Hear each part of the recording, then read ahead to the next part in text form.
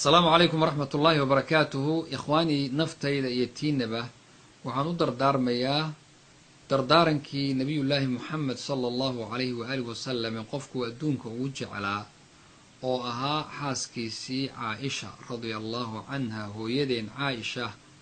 ayuu siiyay ayaan rabaa inaan caawo inaguna isisiino gifti iyo hadiyadna aan isu siino anigu og inaad dardaaranka haysaan ama aad taqaanaan laakiin waa xusuusin insha Allah ta'ala. Caaisha radiyallahu anha waxay ku tiri rasuulka sallallahu alayhi wasallam ya rasuulallah haddii ilaahay habeenka laylatul qadriga ila kulmiyo maxaan iraahdaa su'aal cad wey wuxuu ku yiri rasuulku sallallahu alayhi wa alihi wasallam Caaisha waxaad tiraahdaa haddii ilaahay subxaanahu wa ta'ala kula kulmiyo allahumma innaka cafuwun tuhibbul afwa fa'fu anni allahumma innaka cafuwun tuhibbul afwa fa'fu anni ducada aqri dadka qaar waxay ku daraan allahumma innaka cafuwun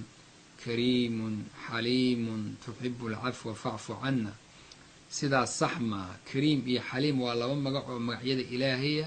oo magacyo fiican laakiin ducada kuma jiraan qaabkan loo dhaho ducadu waa inta rasuulka ka sugnaatay sallallahu alayhi wa alihi wasallam allahumma innaka cafuwun tuhibbul afwa fa'fu anni hadaba ikhwaani waxaan rabaa ducadaas bal ajaa'ibta badan ay leedahay inaynu fiirino horta kelimada cafuwun 5 jeer bay quraanka ku soo aroortay hal mar iyada oo qadiir la socota bay soo aroortay waxaana aad u cajab badan Allah wuxuu yiri subhanahu inna allaha kana cafuwan qadira fi surati an-nisa waxa cajab badan marka ikhwaani oo baraarujin ah ilaahay isagoo oo qadiir ah oo awooda oo kara oo adigan caasiga ku karabo haddana afku ku siiyo uu ku dhaafay Allahu akbar